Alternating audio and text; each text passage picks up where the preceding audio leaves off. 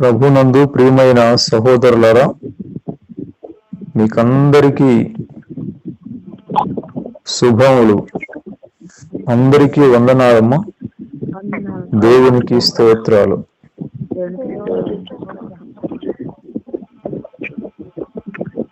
యేసుక్రీస్తు వంశావళిలో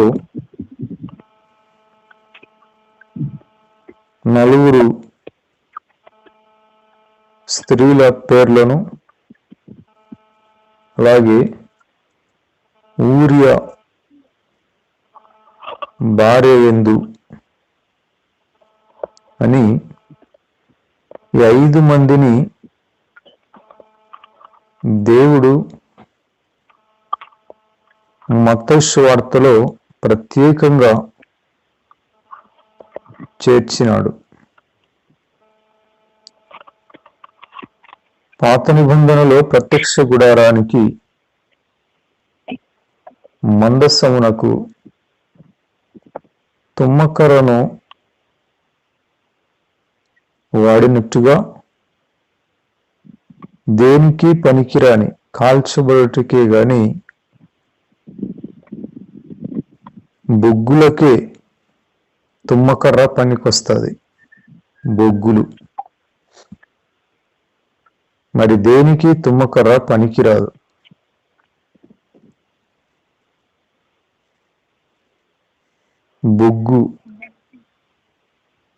బొగ్గులను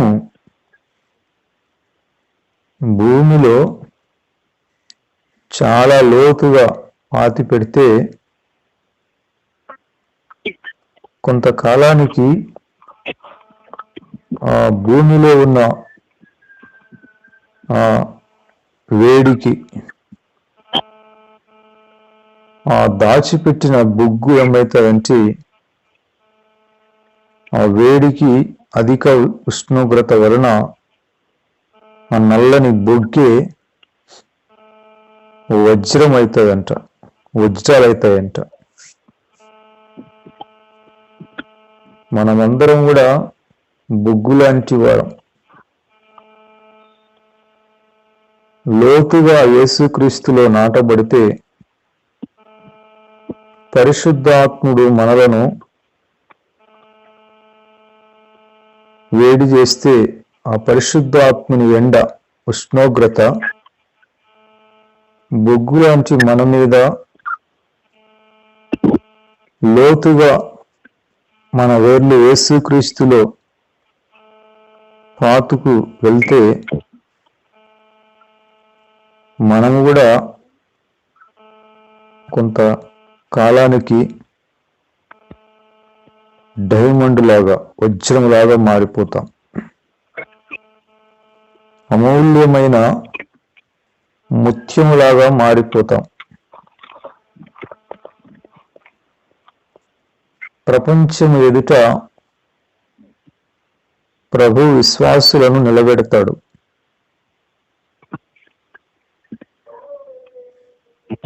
మేఘములలో దాచబడిన ఎండ కొంతకాలానికి మేఘాలను తొలగిపోయి ప్రకాశవంతంగా ఎండ కనబడినట్లుగా విశ్వాసులు ప్రబలమవుతారు. అతని కీర్తి నలుమూలలా వ్యాపిస్తుంది. యేసుక్రీస్తు ప్రపంచ పురుషుడు. ఆయన ప్రపంచ విఖ్యాతి, జగద్విఖ్యాతి. 3 లోకాలను ఏలేవాడు. ఆయన సార్వభౌమాధికారి. అట్టి అధికారాన్ని ఆయన రక్తంలో కడగబడిన వారికి కూడా ఆయన ఇచ్చినాడు. సామాన్యముగా ఉన్న బొగ్గే డైమండ్ లాగా మారిపోయినట్టుగా విశ్వాసులు కూడా అమూల్యమైన ముత్యములాగా డైమండ్ లాగా మారిపోతారు. ఈ మత్తయి రాసిన యేసయ్య వంశావళిలో ఈ స్త్రీలు కూడా అటువంటి వారే. యూదా తామారునందు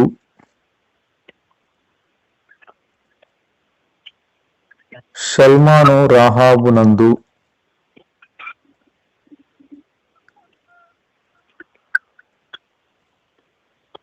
బోయజు రూతునందు ఊరియా భార్యగా నుండిన ఆమె యందు దావీదు, అలాగే మరియమ్మ క్లుప్తంగా వీరి జీవితాలను పరిశీలిస్తే సామాజికంగా వారు పేరు ప్రఖ్యాతులు గాంచిన వారేం కాదు. వారి జీవితాలు సామాన్యమైనవి, మరీ లోయర్ డిగ్రీ ఫ్యామిలీ వాళ్ళవి.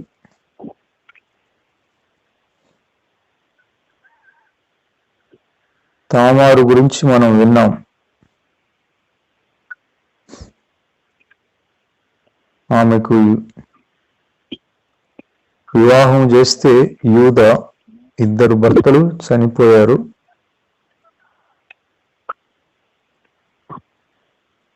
ఆమె విధవరాలుగా ఉండి యూదా కుమారుడైన షేలా కోసం వివాహం చేసుకోకుండా ఉండి మామ మాట తప్పితే మంచి మనస్సు కలిగి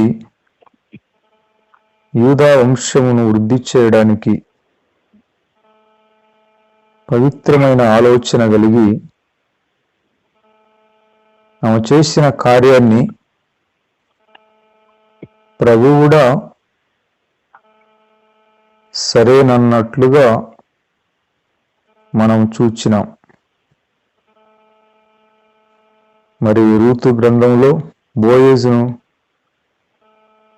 ఆ ప్రజలు దీవించారు. ఈ మోయాబు దేశం నుండి వచ్చిన ఈ యవ్వనురాలు వలన నీ సంతానము, నీ కుటుంబము యూదా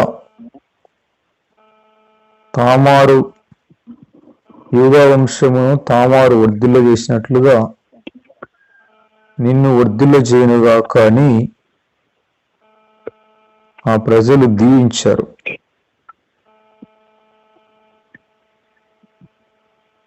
చూడండి, వారు ఆ శుభ సందర్భంలో తామారు పేరు వారు ఉపయోగించారు. ఇశ్రాయేలు వంశాన్ని వర్ధిల్ల చేసిన రాహేలు వలె, లేయా వలె అని, అలాగే యూదా వంశాన్ని విస్తరింపజేసిన తామారు వలె ఈమె నీ సంతతిని విస్తరింపచేయునుగాక అన్నారు. అంటే పెద్దలు కూడా ఆమె చేసిన దానికి ఒప్పుకున్నారు, సాక్ష్యం ఇచ్చారు. మామూలుగా సమాజము ఆత్మ లేని వారు ఆమె చేసిన దానికి ఒప్పుకోరు. దేవుని కార్యములు లోకమునకు వెర్రితనం. లోక జ్ఞానం వేరు, ఆత్మ జ్ఞానం, దైవ జ్ఞానం వేరు. మనుష్యుడు ఆలోచించినట్లుగా ప్రభు ఆలోచించడు. మన తలంపులు, దేవుని తలంపులు చాలా వ్యత్యాసము. లోక సంబంధమైన ఆలోచనలకు దేవుని ఆలోచనలకి భూమికి ఆకాశమునకు అంత ఎత్తున వ్యత్యాసం ఉన్నవి. మనము ఊహలు, మన తలంపులు దేవుని తలంపులోనికి చేరిపోవాలి. ప్రభు ఆలోచించినట్లుగా మనం ఆలోచించాలి. ప్రభు ఊహించినట్లుగా మనం ఊహించాలి. అంటే దేవుని వాక్యంలో ప్రభు ఆలోచనలు, ప్రభు ఊహలు, ప్రభు యొక్క తలంపులు మనకు దొరుకుతాయి. ప్రజలకి లోకంలో అన్ని విషయాలు తెలుసు, నాగరికత తెలుసు, ఎవరి దగ్గర ఎట్లా ఉండాలో, ఎలా మాట్లాడాలో, ఎలా ప్రవర్తించాలో, ఎలా నటించాలో. వెలుగు బిడ్డల కంటే ఈ లోక బిడ్డలు చాలా యుక్తిపరులై ఉన్నారు. కానీ దేవుని వాక్యం తెలియదు, దేవుని సంగతులు తెలియవు. దేవుని వాక్యమును తేటగా వివరించి చెబితే అవి వారు కొంచెం గ్రహించినా కూడా వారి ఆత్మ, శరీర, ప్రాణమునకు ఉజ్జీవాన్ని కలగచేస్తుంది. దేవుని వాక్యం, దేవుని తలంపులు, దేవుని ప్రణాళిక లోకానికి తెలియదు. తేటగా చెప్పేవారు దొరికినప్పుడు వారు ఆశ్చర్యపడిపోతారు. లేకపోతే అపార్థములో సరిగా యోచన చేయకుండా దేవుడికి దూరంగా వెళ్ళిపోతుంటారు. ప్రియమైన సహోదరులారా, తామారు సమాజంలో ఎటువంటి స్త్రీనో, కానీ దేవుడు ఆమె పేరును తన కుమారుడైన యేసుక్రీస్తు ఆయన కుమారుడిగా రావాల్సి వచ్చినప్పుడు పునాదిగా ఆమెను మూలరాయిగా ప్రభు ఆశీర్వదించాడు ఆమె పేరును. అలాగే సల్మాను రాహాబునందు, మత్తయి సువార్త 1వ అధ్యాయము 5వ వచనం. సల్మాను అనే అతను ఎవరంటే యెహోషువ నాయకత్వంలో యెరికో పట్టణాన్ని వేగు చూడడానికి వెళ్ళిన ఇద్దరిలో ఒక అతను సల్మాను. రాహాబు అనే వేశ్య పట్టణ ప్రాకారంలో నివసించినది గనుక ఈ ఇద్దరు రాయబారులను యెహోషువ పంపినాడని తెలుసుకొని ప్రభువునకు భయపడి వారిద్దరిని ఆమె కాపాడింది. యెరికో రాజుకు దొరకకుండా వారికి ఆమె సలహాలు ఇచ్చి వారిని రక్షించింది. వారు తప్పించుకొని రాహాబు యొక్క ఇంటికి ఎర్రని దారాన్ని కిటికీకి కట్టి మరలా వచ్చేటప్పుడు ఆ ఎర్రని దారమును చూచి మీ ఇంటిని కాపాడుతామో విడిపిస్తామని, నీవు నీ ఇంటి వారందరూ విడుదల పొందుతారు అని చెప్పి వారు వెళ్ళిపోయినారు. తర్వాత యెహోషువ నాయకత్వంలో యెరికో పట్టణాన్ని స్వాధీనం చేసుకున్నప్పుడు ఈ రాహాబు అనే ఆమె కుటుంబము ఆ ఎరికో పట్టణస్థులతో పాటు నాశనం అయిపోకుండా కాపాడబడ్డారు. రాహాబు, ఈమె ఎవరంటే వేశ్య ఆమె జీవితాన్ని చిరిగిన విస్తరలాగా, కుక్కలాగా, పిచ్చి కుక్కలాగా జీవించిన వ్యక్తి ఆమె.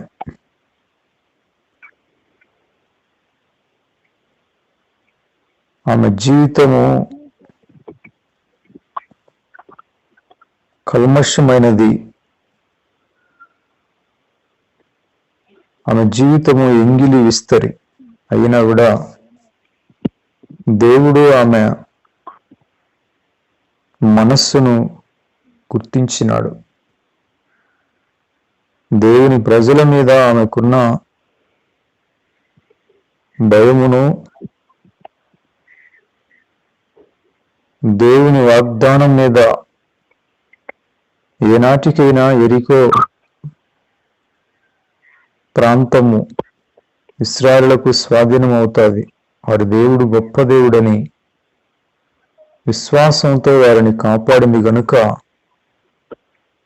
దేవుడు ఆమెను గణపరిచినాడు. ఆ వచ్చిన వారిద్దరిలో ఒక అతను ఆమెను వివాహం చేసుకున్నాడు. వేశ్యను వివాహం చేసుకున్న సల్మాను, రాహాబు, వీళ్ళిద్దరికీ బోయజు పుట్టాడు. మనం హోషేయ ప్రవక్త గురించి మనం వింటే, హోషేయ ప్రవక్త కూడా దేవుని మాట ప్రకారం వేశ్యను వివాహం చేసుకోమని చెప్పాడు ప్రభు. హోషేయ ప్రవక్త వెళ్ళి గోమెరు అనే వేశ్యను వివాహం చేసుకున్నాడు. సమాజం ఒప్పుకుంటుందా? దేవుడు మనకు చెప్పే విషయాలు ఎలా ఉంటాయంటే లోకానికి పూర్తిగా వ్యతిరేకంగా ఉంటాయి. ఆ లోకంలో విలువ ఉండదు, కానీ మనం పాటిస్తే అద్భుతమైన విలువ వస్తుంది. హోషేయ అడగలేదు, ఏంటి ప్రభువా, నేనింత నీతిగా, యథార్థముగా, పరిశుద్ధముగా జీవిస్తుంటే మీకోసం నేను వేశ్యని వివాహం చేసుకోవాలనా అని అడగలేదు. ప్రభు చెప్పాడు. ఆయన ఏదైనా చెప్పాడంటే దాన్ని మళ్ళీ మారు మాట్లాడకూడదు, చేసేయాలంతే. విధేయత. ప్రభువును మరల అడగకూడదు, ఆప్షన్ అడగకూడదు. అది ప్రభువా, ఇది ప్రభువా, ఇదైతే బాగుంటుంది ప్రభువా, మరీ ఏంది ప్రభువా వేశ్యను చేసుకోవాలనా అని అడగలేదు హోషేయ ప్రవక్త. మారు మాట్లాడకుండా సరేనన్నాడు. యజమానునికి దాసుడు లోబడినట్టుగా యజమానునికి దాసుడు సలహాలు చెప్పడు. ఇది చేయలేనులే ప్రభువా అనకూడదు, చేసేయాలంతే. ప్రభువు కూడా మనతో చెప్పిన విషయాలు, మనల్ని చేయమన్న విషయాలు ఎలా ఉంటాయంటే లోకానికి వెరితనంగా ఉంటాయి. సల్మాన్ రాహాబును వివాహం చేసుకున్నాడు. సల్మాన్ ఏమో మంచి దైవజనుడు, విశ్వాసం కలిగిన వాడు, ఎంతో దేవునికి విధేయత కలిగిన వాడు. కానీ వేశ్యని వివాహం చేసుకున్నాడు. బొగ్గు అగ్గిలో పడితే బొగ్గు కూడా అగ్గి అయిపోతుంది, నిప్పు అయిపోతుంది. దేవుడు ఏది చెప్పినా కూడా మావి మాట్లాడకుండా చేయాలి. అదే శిష్యరికం అంటే, విధేయత అంటే. సాకులు చెప్పకూడదు. లోతు సాకులు చెప్పాడు. అక్కడికి పోతాను ప్రభా, ఇక్కడికి పోతాను ప్రభా, పోరా బాబు, పోరా నాయనా, తొందరలో ఈ సొదొమ గొమొర్రా పట్టణాన్ని ఆకాశం నుండి అగ్ని గంధకాలు కాల్చబోతున్నాయి అని దేవదూతలు ఇద్దరు బతిమాలుకుంటుంటే సలహాలు చెబుతున్నాడు వాళ్ళకి. అక్కడికి వెళ్తానయ్యా, అక్కడికి వెళ్తానయ్యా, వాళ్ళను విసిగిస్తున్నాడు. లోతు జీవితము ప్రారంభంలో బాగానే ఉన్నది. రాను రాను లోక సంబంధమైన సంపాదనలో వ్యామోహంలో పడి సరైన భార్య కాదు, సరైన పిల్లలు కాదు. లోతేమో మంచోడే, కానీ భార్య పిల్లలు వాళ్ళ తాకిడికి లోతు కూడా చివరికి తన జీవితం శాపగ్రస్తంగా. లోతు కుమార్తెలు తనకు తాపడం ఏంటి, మత్తునిగా చేయడం ఏంటి, వారు పిల్లలు కనడం ఏంటి, ఏంది దరిద్రం. లోతుకు వచ్చిన పరిస్థితి చూడండి. వాళ్ళు తాపుతుంటే లోతు ఏం చేస్తున్నాడు? దేవదూతల్ని సలహాలు అడుగుతున్నాడే, సలహాలు చెబుతున్నాడే వారికి. అక్కడికి పోతాను ప్రభా, ఇక్కడికి పోతాను ప్రభా అనేవాడు కుమార్తెలు తాపుతుంటే ఏమైంది అతనికి? లోతు యొక్క అంతము సమాజానికి ఒక దరిద్రం, విశ్వాసులకు కూడా చెడ్డ మాదిరి. ప్రియమైన సహోదరులారా,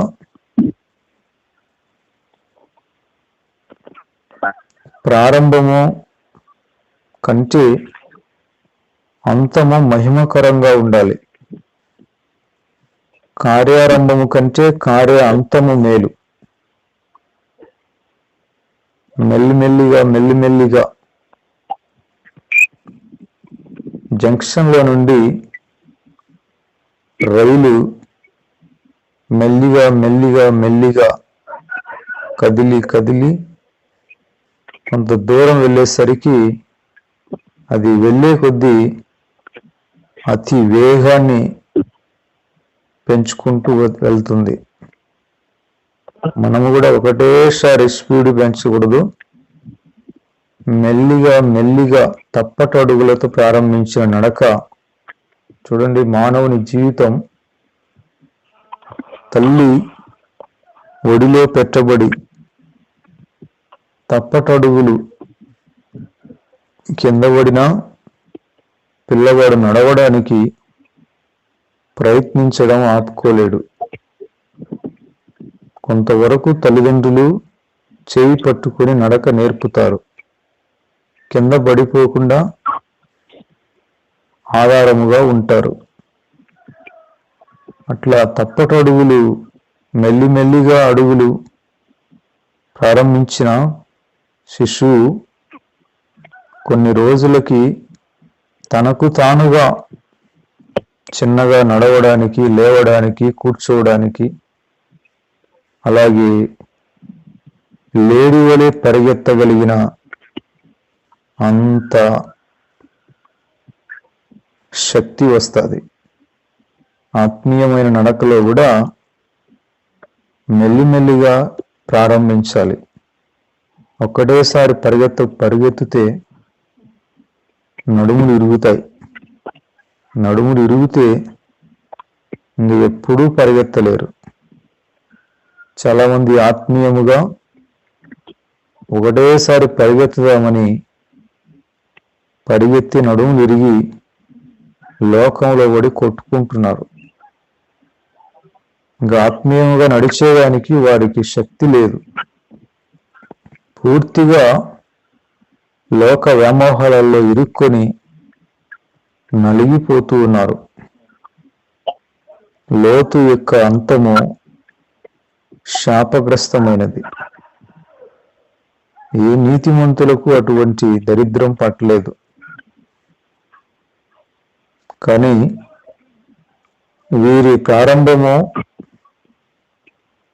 తామారు రాహాబు యొక్క ప్రారంభం బాగలేదు. ఏమంత చెప్పుకోదగ్గది ఏం లేదు. కానీ వారి అంతము అద్భుతమైనది, మహిమకరమైనది. వేశ్య అంటే ఎంగిలి విస్తరి, బాడుగ బండిలాగా. అప్పుడు 15 ఏళ్ల కిందట సత్రంలో బాడిగ సైకిల్ ఉండేవి. ఎవడు కావాల్సింటే అతను ఆ సైకిల్ని తీసుకుని వెళ్ళేవాడు. బాడెక్కు రోజు బాడిగా ఉండేది, గంటకు ఇంత అని ఉండేది. వేశ్యలంటే అలాగా బాడిగ బండిలాగా ప్రజలు వాళ్ళని అట్లా వాడుకుంటారు. అటువంటి జీవితం రాహాబుది. కానీ ఆమె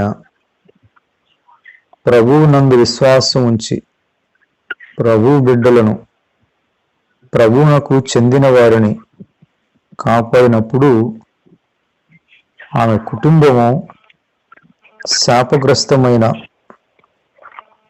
మురికిలో నుండి తప్పించబడి ఆమె జీవితము, కల్మషమైపోయిన ఆమె జీవితము ఒక్కసారిగా సల్మాను ద్వారా పూర్తిగా పావనమైపోయింది. ఆమె విశ్వాసురాలుగా, పవిత్రత, పుణ్య స్త్రీగా మారిపోయింది. చూడండి, వారిద్దరికీ బోయజు పుట్టాడు. బోయజు గురించి మనం బైబిల్లో ఎంతో మంచి సంగతులను వింటాం. బోయజు భాగ్యవంతుడని, మంచి దైవజనుడు, గుణవంతుడు, చాలా భక్తి గలవాడు, చాలా ఆస్తిపరుడు కూడా. సల్మాను రాహాబులకి బోయజు పుట్టాడు. అయితే బోయజు కూడా చూడండి, బోయజు కూడా తండ్రిని ఫాలో అయినాడు. మా నాన్న ఒక వేశ్యలాగా ఉన్న రాహాబును, మా తల్లిగారు ఆమెను వివాహం చేసుకున్నాడు. ఆమె జీవితాన్ని పావనం చేశాడు. నేను కూడా అలాగే చేసుకోవాలి అనుకున్నాడేమో. తండ్రిని ఫాలో అయినాడు ఈ కుమారుడు. మీరు మాట్లాడుతున్న వ్యక్తి అందుకే మీ కాల్ ఇశ్రాయేల్లో అనేకులు ఉన్నారు, కానీ ఎక్కడో మోయాబు దేశం నుండి నయోమితో పాటు వచ్చిన ఈ రూతు 10 సంవత్సరాలైంది ఆమెకు వివాహమై. భర్త చనిపోయినాడు, పిల్లలు లేరు, మోడుబారిపోయిన జీవితం ఆమెది. అయితే ఈ భాగ్యవంతుడు తినడానికి తిండి లేక, కట్టుకోవడానికి బట్టలు లేక, ఉండడానికి ఇల్లు లేక, పరదేశిగా వచ్చిన, శపించబడిన దేశంలో నుండి వచ్చిన మోయాబు స్త్రీ రూతును వివాహం చేసుకున్నాడు. ఈ భాగ్యవంతుడు.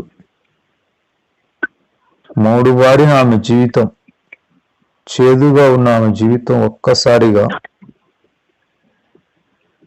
ప్రారంభంలో బోయజు యొక్క పొలంలోనికే ఆమె కింద పడిపోయిన పనలు ఎరుకోవడానికి వెళ్ళింది.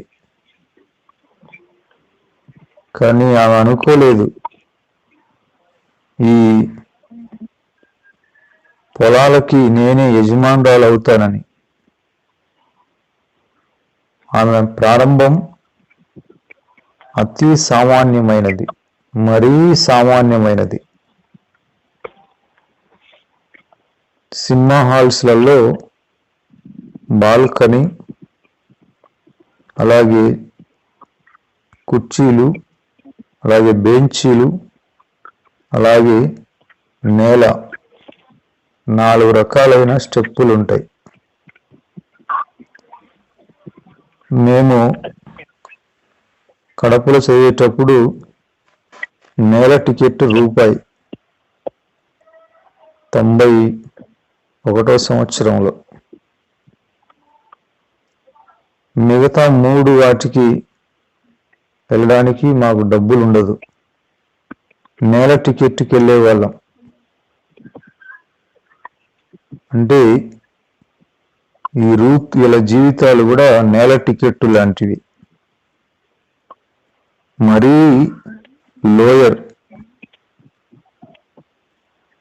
కానీ అటువంటి ఆమె దేవుని మీద విశ్వాసంతో, దేవుని ప్రజలతో జీవించాలనే ఒక పట్టుదల, ఒక ఆలోచన ఆమె జీవితాన్ని మార్చేసింది. ఐడియా ఫోన్ గురించి, ఐడియా టవర్ గురించి ఏం చెప్తారంటే, సిమ్ నుంచి ఒక్క ఐడియా మీ జీవితాన్ని మార్చేస్తుంది అంటారు. ఆ ఐడియా ఎవరిని, మా ఐడియా ఫోన్, ఐడియా సిమ్ ఎవరిని మార్చలేదు, కానీ అదే మారిపోయింది. ఇప్పుడు ఐడియా సిమ్మే లేదు, అది ఇంకొక దాంట్లో కలిసిపోయింది. కానీ మనము ఒక పవిత్రమైన ఆలోచన చేస్తే, సరిగా ఆలోచన చేస్తే మన జీవితాలు మలుపు తిరుగుతాయి, అభివృద్ధి పదంలోనికి వెళ్ళిపోతాయి. మోయాబు దేశంలో ఉండి శపించబడిన ప్రాంతంలో పుట్టి శాపగ్రస్తమైన పారంపర్యాచారాల్లో పెరిగి నయోమి కోడలిగా దేవుని గురించి ఆమె ఎంతో విన్నది, చూచినది. అందుకే నయోమితో పాటు విధవరాలుగా బెత్లెహేములో అడుగు పెట్టింది.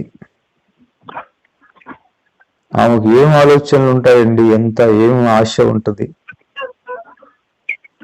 ఆమెకు. ఏమి పూర్తిగా వివాహం చేసుకోవాలని కానీ, పిల్లలు కనాలని కానీ, డెవలప్ కావాలని కానీ ఏమి ఆలోచన ఉండదు.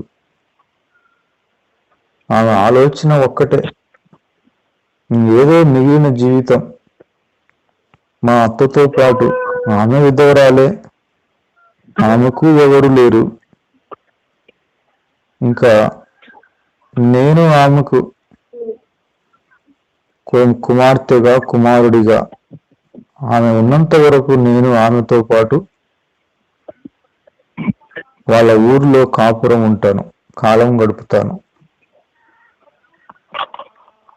ప్రభువుని ఆరాధన చేస్తానని ఒకే ఒక్క ఆశ పెట్టుకొని బెత్లెహేం వచ్చింది. ఆమె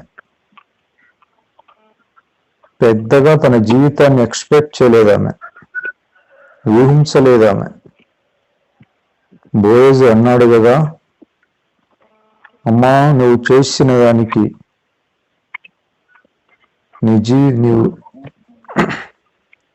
నేను విన్నాను. నువ్వు ఎక్కడికి వచ్చావంటే యెహోవా రెక్కల నీడ క్రింద సురక్షితంగా ఉన్నట్లుగా నువ్వు వచ్చావు. ఆయన నీకు గొప్ప ప్రతిఫలం ఇస్తాడు, సంపూర్ణమైన బహుమానం ఇస్తాడన్నాడు బోయజు. చివరికి ఆమెనే బోయజు వివాహం చేసుకున్నాడు. చూడండి, ఎవరైనా విధవరాల్ని వివాహం చేసుకుంటారా? అది కూడా 10 సంవత్సరాలై పెళ్ళై పిల్లలు లేని ఆమెను వివాహం చేసుకున్నాడు. మంచి మనస్సు కలిగిన వారు సమాజాన్ని చూడరు కానీ ఆ వ్యక్తి యొక్క మనసును చూస్తారు. అసలు మీ దేశాన్ని వదిలిపెట్టి నయోమి దగ్గర ఏమీ లేకపోయినా ఇంత దూరం వచ్చావంటే నీ పట్టుదలకు నా వందనాలు, నా హ్యాట్స్ ఆఫ్. నిన్ను అభిమానించాల్సిందే, అభినందించాల్సిందే. నీవు చేసిన దానికి ప్రభు గొప్ప ప్రతిఫలం ఇస్తాడమ్మా అని చెప్పాడు. చివరికి బోయజునే రూతమ్మని చేసుకో బిడ్డ అన్నాడు దేవుడు. కాబట్టి అటువంటి రూతును బోయజు వివాహం చేసుకొని ఓబేదును కన్నాడు. ఓబేదుకి యెస్సై పుచ్చాడు. యెస్సై రాజైన దావీదుని కన్నాడు. ఇంకా దావీదు వారి కుటుంబంలో యూదా గోత్రంలో పుట్టడంతోనే యూదా గోత్రానికి ఒక వెన్నెముక లాంటి వాడు దావీదంటే. వెన్నెముక.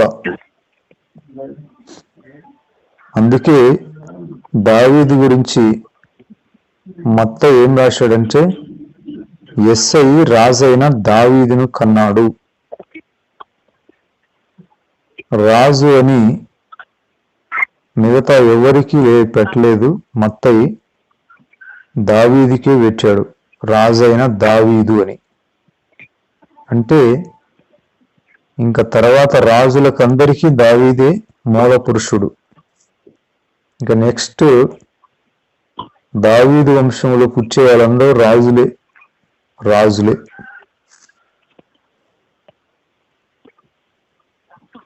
ఎంత స్థాయికి వాళ్ళు ఎదిగిపోయారో చూడండి.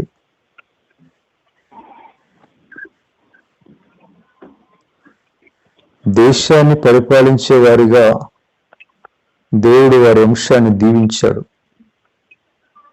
అసలు అబ్రహాముకు, ఇస్సాకుకి, యాకోబుకి దేవుడు ఆ రోజు చెప్పాడు, రాజులు నీ కడుపున పుడతారని. వాళ్ళు అనుకున్నారు. ఊహించడానికి కూడా ఆధారం ఉండదు. మా కడుపున రాజులు పుడతారా? కానీ ఆ మాట చెప్పేటప్పుడు దేవుడు ఆ రోజే దావీదును చూచినాడు. అబ్రహాముకు చెప్పాడు, యాకోబుకు కూడా చెప్పాడు. ఆదికాండం 35వ అధ్యాయంలో 11వ వచనంలో, మరియు దేవుడు, నేను సర్వశక్తి గల దేవుడను, నీవు ఫలించి అభివృద్ధి పొందుము, జనమును జనముల సమూహమును నీ వలన కలుగును, రాజులను నీ గర్భవాసమున పుట్టెదరు, నేను అబ్రహామునకును ఇస్సాకునకును ఇచ్చిన దేశము నీకిచ్చెదను, నీ తర్వాత నీ సంతానమునకు ఈ దేశమును ఇచ్చెదనని అతనితో చెప్పెను. దేవుడు ఇశ్రాయేలుతో మాట్లాడిన స్థలము నుండి పరమునకు వెళ్ళెను. రాజులు నీ గర్భవాసమున పుడతారని చెప్పాడు.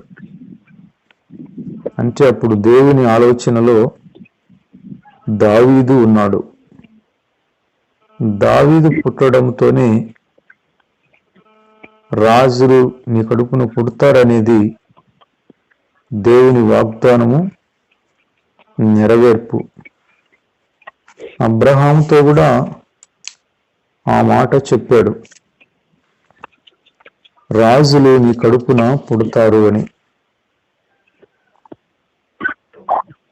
కనుక ప్రియమైన సహోదరులారా, దేవుని వాగ్దానము ఎన్నటెన్నటికీ తప్పిపోదు. సూర్యుని, చంద్రుడు, నక్షత్రాలు గతించిపోవాల్సినవి గాని ఆయన మాట తప్పదు. ఆయన మాట తప్పదు. ఆదికాండము 17వ అధ్యాయము 6వ వచనంలో, నీకు అత్యధికముగా సంతాన వృద్ధి కలుగజేసి నీలో నుండి జనములు వచ్చినట్లు నియమించుదును, రాజులను నీలో నుండి వచ్చెదరు. ఈ వాగ్దానము అబ్రహాము గురించి, యాకోబు గురించి మనం 2 మార్లు నీ కడుపున రాజులు పుడతారనే విషయము మనం విన్నామంటే ఈ వాగ్దానాన్ని మనం కూడా సొంతం చేసుకోవాలి. మన కడుపున రాజులు పుడతారని.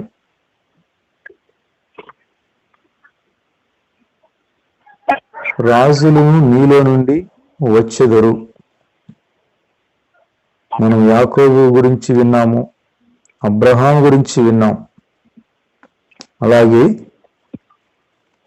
దేవుడు మనకిచ్చిన సంతతిలో నుండి రాజులు వస్తారు అనేది ఉదయకాలంలో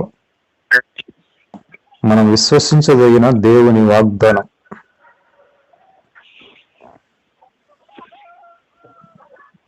దావీదు ఊరియా భార్యగా ఉండిన ఆమె యందు సొలొమోనును కన్నాడు. ఆమె పేరు చెప్పడానికి పరిశుద్ధాత్ముడు ఇష్టపడలేదు గాని ఊరియాను ప్రత్యేక హైలైట్ చేశాడు. అంటే ఊరియా నమ్మిన బంటు, నమ్మకమైన వాడు. చెప్పాలంటే ఊరియా దావీదును పక్క పెడితే ఊరియాకే ఎక్కువ విలువ. ఊరియా నమ్మిన బంటు. తన యొక్క మరణాన్ని తానే మోసుకొని వెళ్ళాడు, మరణ వార్తను. ఆ వార్తని తను చదివించి ఎట్లా ఉండేదో. తన మరణాన్ని తనే మోసుకొని వెళ్ళి యోవాబుకి ఇచ్చాడు. దావీదుని ఎంతగా నమ్మాడో అంతగా దావీదు ద్రోహం చేశాడు. ఆ శిక్ష దావీదు అనుభవించాడు, అల్లాడిపోయాడు, ఒప్పుకున్నాడు, క్షమించబడ్డాడు. దావీదు యొక్క జీవితంలో అదొక మచ్చ. కొంతమందికి ముఖాన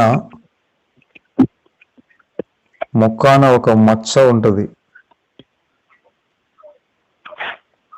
ఆ మచ్చ కనబడుతుంటది. కొంతమందికి ముఖం మీద ఈ బుడపల్ లాంటివి ఉంటవి, పులిపిరి లాగా ఉంటవి. దావీదు కూడా ఊరియా అనగానే ఆ ఊరియా విషయంలో దావీదు యొక్క ప్రవర్తన ఒక మచ్చ లాంటిది. దావీదు అన్ని విషయాల్లో పెరగలేదు కానీ ఊరియా సంగతిలోనే అతిక్రమించాడు అంటాడు. మిగతా విషయాల్లో యథార్థవంతుడని ప్రభువు కూడా అంటాడు. ఊరియా ఆకస్మికంగా అన్యాయముగా యుద్ధములో చనిపోయిన యేసు ప్రభు యొక్క వంశావళిలో ఊరియా పేరు దేవుడు రాయించాడు. దావీదు యొక్క సైన్యంలో సైన్యాధిపతులు, వీరులు, శూరులు ఎంతోమంది ఉన్నారు.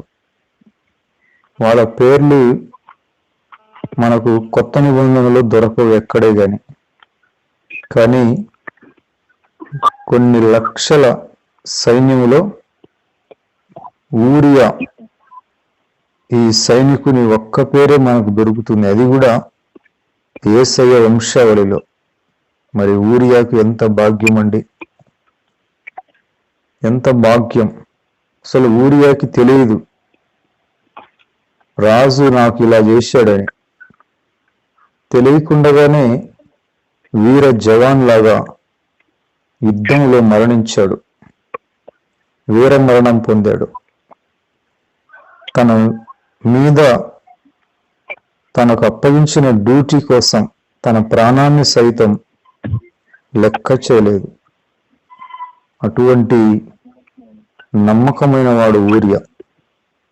అందుకే దేవుడు అతన్ని మరువలేదు. యేసయ్య వంశావళిలో కూడా అతని పేరు రాయబడింది. చివరిగా మరియమ్మ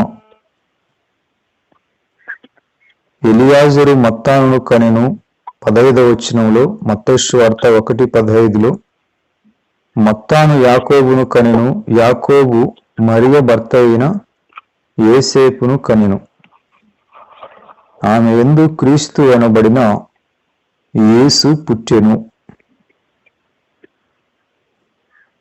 మరియ భర్త అయిన యోసేపును కనెను. మరియమ్మ కూడా సామాన్యమైన చాలా నిరుపేద. నాకు అనిపిస్తుంది ఒకప్పుడు రాజులు, బోయజు భాగ్యవంతుడు, చాలా ఆస్తిపరుడని మనం చదువుతాం. తర్వాత రాజులు దావీదు మహారాజు సొలొమోన్ అంత ఐశ్వర్యవంతుడు పుట్టడు అని చెప్పాడు. అంత ఐశ్వర్యం. మరి రాజులు వచ్చారు. చివరికి వారి వంశంలో నుండి వచ్చిన యోసేపు అలాగే మరియమ్మ వాళ్ళు చూడండి సామాన్యమైన పేదవారిగా మారిపోయారు. ఎంత హై క్లాస్లో ఉన్న వాళ్ళు ఆర్థికంగా ఎంత దిగజారిపోయినారో చూడండి. తిరిగి ఆ వంశంలో యేసు ప్రభు పుట్టేంత వరకు వాళ్ళకి ఐశ్వర్యము కలగలేదు. యేసు ప్రభు పుట్టడంతో మరలా వాళ్ళ స్థితి ఉన్నత స్థితిలోనికి వెళ్ళిపోయింది. మన సమాజంలో కూడా ఒకప్పుడు ఊర్లను, మండలాలను వెళ్ళిన వాళ్ళే ఈ రోజున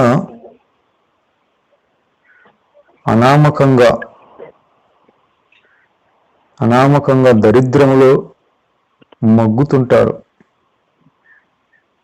చాలా మంది మనం చూసింటాం. నేను చిన్నప్పుడు మా ఊర్లో ఒక కోమటి వాళ్ళు ఉండేవాళ్ళు. ఆ ఇద్దరు ముసలి వాళ్ళు ఉండేవారు. కానీ వాళ్ళ కుమారుడు కడపలో పాత బస్టాండ్ దగ్గర 5 అంతస్తుల బిల్డింగ్, ఆ రోజుల్లోనే, అంటే 90 సంవత్సరంలో, 1990లో మయూర లాడ్జి పక్కలో 5 అంతస్తుల బిల్డింగ్. ఐరన్ వ్యాపారం చేస్తాడు ఆయన. ఉండేది 30 ఏళ్ల కిందటనే 5 అంతస్తుల బిల్డింగ్ ఉండేది. కానీ తర్వాత చూస్తే ఒక 10 సంవత్సరాల కిందట చూస్తే ఆయన చనిపోయినాడు. ఆయన తర్వాత మొత్తం ఆ విలువైన బిల్డింగ్ సెంటర్లో, ఓల్డ్ బస్ స్టాండ్ దగ్గర, దాన్ని అమ్ముకొని వాళ్ళ పిల్లలు బట్టల షాపులో గుమస్తాలుగా పనిచేస్తున్నారని తెలిసింది. చూడండి, కానీ పూర్వ వైభవం మరలా కలగాలంటే రక్షకుడైన క్రీస్తును చేర్చుకుంటేనే పూర్వ వైభవం మరలా కలుగుతుంది. రాజులు ఏమయ్యారు, రాను రాను ఏమయ్యారంటే దాసులైపోయినారు. సామాన్యమైన వడ్లవాడిగా యోసేపు, కనీసము యేసు ప్రభు పుట్టినప్పుడు మామూలుగా ఉన్నవాళ్ళైతే గొర్రె పిల్లనిస్తారు, కానీ యోసేపు మరియమ్మలు ప్రభువునకు 8వ రోజున సున్నతి చేయడానికి పావురాలను పట్టుకొని పోయినారు. పావురం అనేది నిరుపేదలు అర్పించే ఒక బలి. గొర్రె పిల్లను అర్పిస్తారు బాగా ఉన్నవాళ్ళైతే. యోసేపునకి పెద్దగా పేరు ప్రఖ్యాతి లేకనే కదా నిండు చూలాలుగా ప్రసవించే తన భార్యకి మరియమ్మకి బెత్లెహేములో సత్రంలో చోటు లేదు. గొప్పవారికి, పేరు కలిగిన వారికి అయితే చోటు ఉంటుంది. చూడండి ఎట్లా జనసంఖ్య రాస్తున్నారు, 1000 ప్రజలు వస్తారు బెత్లెహేముకి. మరి యోసేపు ఉన్నవాడైతే ముందుగానే బుక్ చేసిండేవాడు, ముందుగానే రిజర్వేషన్ చేసిండేవాడు. కానీ ఆ స్తోమత లేదు. అక్కడ ఎవరు లేరు, బంధువులు లేరు, ఎవరు ఎవరు లేరు, ఒక అనామకుడు.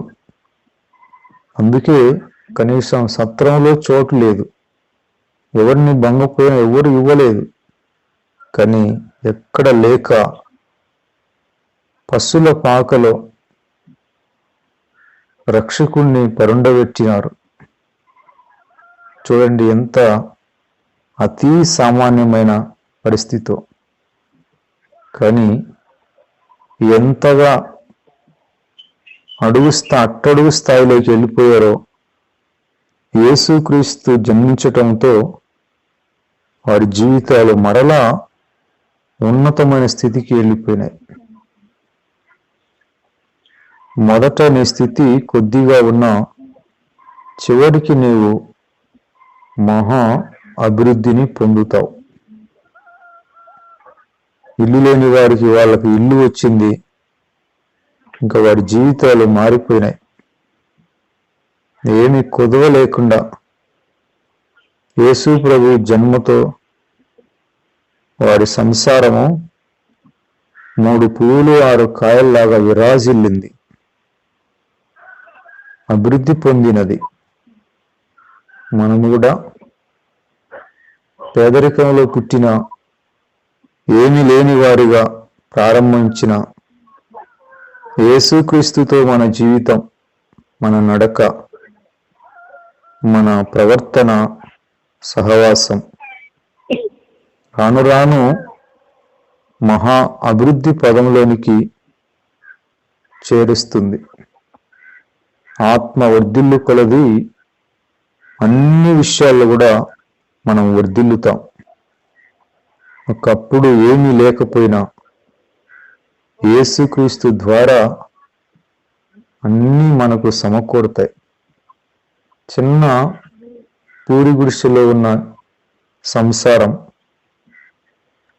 విలువ కలిగిన డూప్లెక్స్ హౌస్, ఇంచుమించు దాని విలువ ₹1,00,00,000 ప్రారంభం అవుతుంది డూప్లెక్స్ హౌస్ అంటే.